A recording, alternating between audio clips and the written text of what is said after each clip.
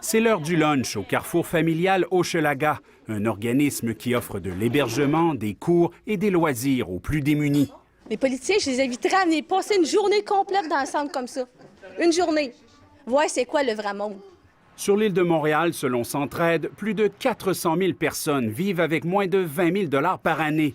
Mais ce ne sont pas eux les plus ciblés dans cette campagne.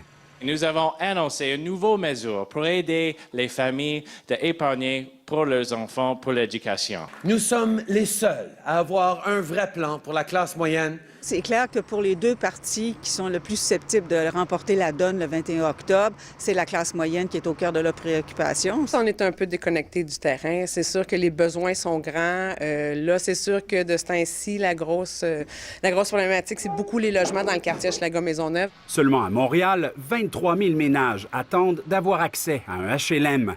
Sylvie Proulx dit avoir attendu le sien pendant 17 ans.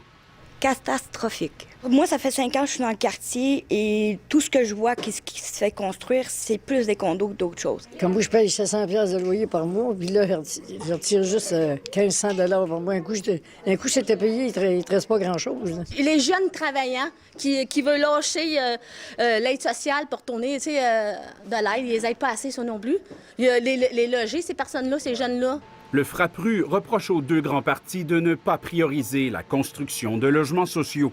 Et du côté des libéraux, ça fait quand même 4 ans et quelques mois qu'on essaie de leur répéter qu'il faut investir dans le logement social. On est déçus qu'il n'y ait pas encore d'annonce probante là-dessus. Les conservateurs. Ah, ça, c'est un désastre.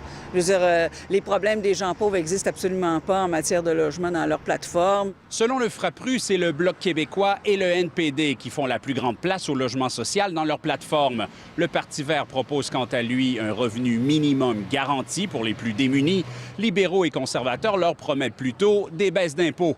Des mesures intéressantes, mais rien dans ce que proposent les partis pour lutter efficacement contre les inégalités sociales, concluent les organismes. Ici Jean-Sébastien Cloutier, Radio-Canada, Montréal.